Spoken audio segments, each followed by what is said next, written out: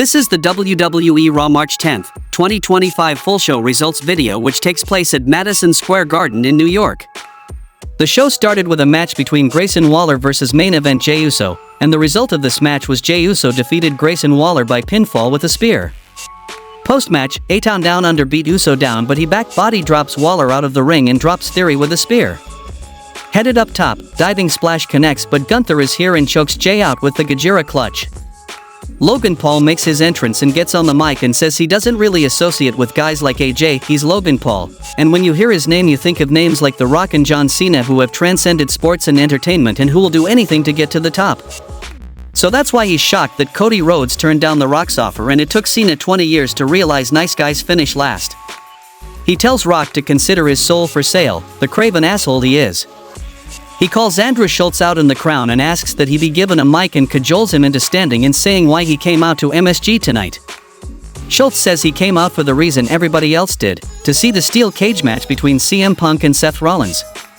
Logan tries to get him to say he came to see him, but Andrew doesn't play along and says nobody came to see him, this is New York City, not Cleveland, Ohio.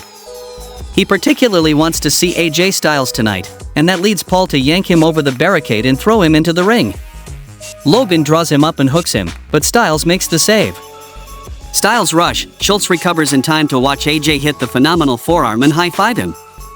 Styles calls him back, but Paul keeps walking, so AJ raises Andrew Schultz's hand and reminds us all that this is New York City. Then we saw a match between Latino World Order vs New Day. During the match, we see a masked man dives in over the barricade with a Frankensteiner. Jumping headbutt, Ray confronts the masked man, but he bounces Mysterio's face off the apron and hits an Everest German suplex before throwing him back inside. The masked man throws his hands up with a big gracias and runs away from security. The result of this match was New Day defeated Latino World Order by pinfall with up down down on Rey Mysterio. In the Judgment Day clubhouse, Finn Balor complains about Braun Breaker to an unlistening Carlito, who mostly just wants to talk about how surprising it is John Cena is a bad guy now. The rest of Judgment Day roll up to talk about how they got Raquel Rodriguez a path to a WWE Women's Intercontinental Championship match and Finn a WWE Intercontinental Championship match against Braun for next week, and all he has to do is go talk to Adam Pearce and make it official. He hugs Dominic real tight and thanks him and leaves. Liv tells Dom he should have taken the match for himself, but he says he believes in Finn. Back from the commercial, American Nightmare Cody Rhodes makes his entrance, and talks a little bit about Madison Square Garden and mentions that John Cena is not going to be here tonight, and he's told his inner circle of Travis Scott, The Rock, that he won't be here but he'll be in Brussels, Belgium, next week.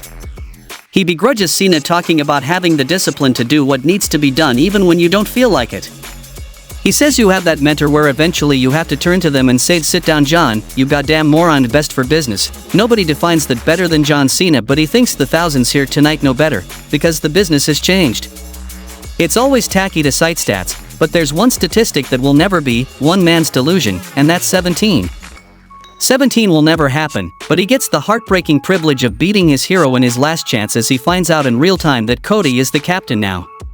The next match happened between Bayley vs Raquel Rodriguez, and the result of this match was Raquel Rodriguez defeated Bayley by pinfall with a one-arm powerbomb, becoming the #1 contender to the WWE Women's Intercontinental Championship. Chad Gable is interviewed backstage and he has no idea who the masked man from earlier was, and why should he? He says security here is pathetic and should have taken the masked man out of there before anything else happened, and as he defends his position we see the masked man being dragged out of the arena behind him.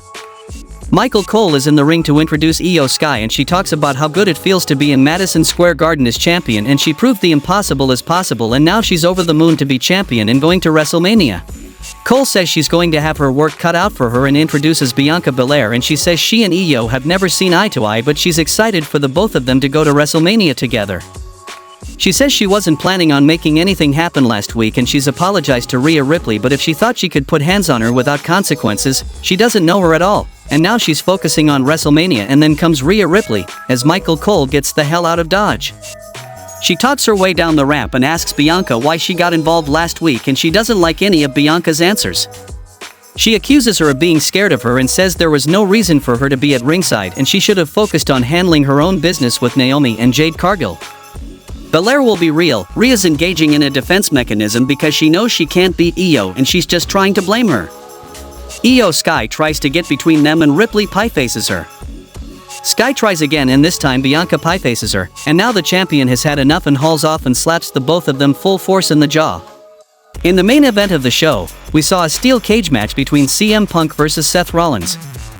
Punk hammering punches out the gates, Rollins backs him into the opposite corner, each man denying the other the opportunity to ram him into the steel cage. Rollins opens the door and he's happy to let Punk walk on out if he wants, but CM ain't having it. A second elbow, a third, then CM Punk climbs all the way to the top of the cage, Seth rolls, and gets to his feet. Getting under him again, this time Rollins counters the go-to-sleep into an SCF, somehow Punk breaks his grip and reverses into the Anaconda Vice. Seth goes up to the second, Punk unmoving, hits blackout off the second but Rollins doesn't go for the cover.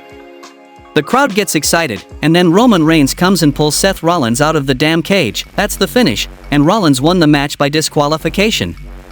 Post-match, Roman hits a Superman punch and a spear on Seth. He throws Rollins' knee first into the steel steps and leans against the barricade like an ornery cat, then Roman hits a blackout of his own off the steps. He drags Seth over to the steps and jaws at him more, measuring his pace, but Adam Pearson, referee, and road agents arrives to stop Roman Reigns. We see Paul Heyman checking on CM Punk in the ring and Roman Reigns casts a curious eye on his Wiseman. He chuckles to himself as he goes into the cage and waylays Punk, throwing him into the cage wall back and forth to set up a spear. Reigns stands tall and throws his one up while both Punk and Rollins writhe in agony and the show goes off the air. How much you would rate this week's Monday Night Raw? Let me know in the comments, and thanks for watching the video.